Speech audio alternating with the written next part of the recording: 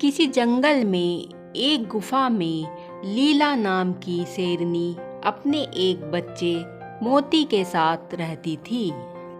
एक दिन वह अपने बेटे मोती से कहती है, बेटा, तुम घर पर ही रहना, मैं जंगल में भोजन लाने जा रही हूँ और कुछ देर यहीं खेलकर आराम कर लेना। ठीक है माँ, पर तुम जल्दी आ जाना। फिर वह वहाँ से चली जाती है। कुछ देर बाद वहाँ एक उड़ती हुई तितली आती है। तितली देखकर मोती उसे पकड़ने के लिए उसके पीछे चला जाता है और तितली के चक्कर में वह जंगल में रास्ता भटक जाता है। तभी उसके सामने एक भेड़िया आ जाता है। भेड़िया मोती को देखता है और उसे पकड़ने के लिए उस पर छलांग लगा देता है।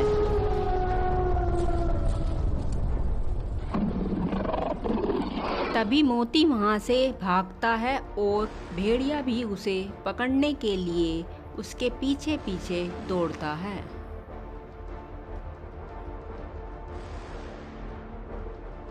दौड़ते दौड़ते मोती एक पहाड़ी से नीचे नदी में गिर जाता है और भेड़िया यह सब देखकर वापस चला जाता है। उधर मोती बेहोश होकर नदी में बहने लगता है। बहते बहते वह दूर निकल जाता है। कुछ दूरी पर नदी किनारे एक बकरी जिसका नाम नीलू था, वह वहीं किनारे पर हरी हरी घास खा रही थी। तभी वह बहते हुए मोती को देखती है और कहती है,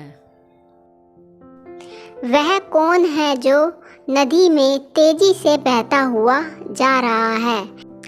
मुझे वहां चलकर देखना चाहिए। तभी वह तेजी से दौड़ती है और नदी किनारे पहुंचकर एक पत्थर पर खड़ी हो जाती है। जैसे ही मोती बहता हुआ उधर से गुजरता है, नीलू उसे तेजी से पकड़ लेती है और अपनी पीठ पर उठाकर अपने घर की ओर चल देती है।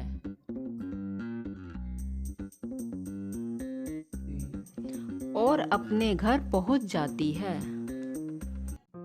अपने घर पहुंचकर वह उसे अपनी पीठ से उतार देती है। कुछ देर बाद मोती को होश आ जाता है और वह कहता है, कौन हो तुम और मैं यहाँ पर कैसे आया? फिर नीलू उसे बताती है, तुम नदी में बह रहे थे और मैं तुम्हें वहां से निकालकर यहाँ लेकर आई हूँ। मुझे बताओ, तुम नदी में कैसे गिर गए थे? फिर मोती उन्हें बताता है, मैं जंगल में अपने घर का रास्ता भटक गया था। तभी वहाँ पर एक खूंखार भेड़िया आया और उसने मुझ पर हमला कर दिया और मैं अपनी जान बचाने के चक्कर में भागता भागता पहाड़ी से उस नदी में गिर गया और उसके बाद मुझे कुछ याद नहीं है। कोई बात नहीं बेटा, आज से मैं ही तुम्हारी माँ हूँ और आज से तुम हम दोनों के साथ यहीं रहोगे और अब से यही तुम्हारा घर है। फिर वे एक साथ ही घूमते हैं और खुशी खुशी एक साथ ही रहते हैं।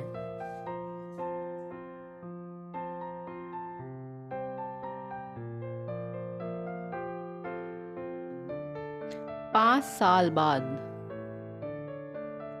5 साल बाद वह दोनों बच्चे जवान हो जाते हैं। एक दिन नीलू कहती है, मैं जंगल में भोजन लेने के लिए जा रही हूँ। तुम दोनों घर के आसपास ही रहना। यह कहकर नीलू वहाँ से निकल जाती है। कुछ दूर चलते ही उसके सामने अचानक एक बड़ा सा शेर आ जाता है। तभी वह जोर से दहाड़ता है।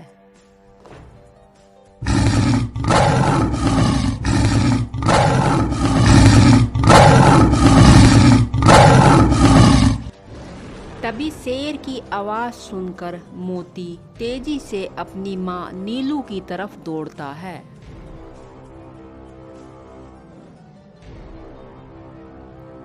उधर जैसे ही शेर नीलू पर हमला करता है, तभी वहाँ मोती तेजी से शेर के ऊपर छलांग लगा देता है।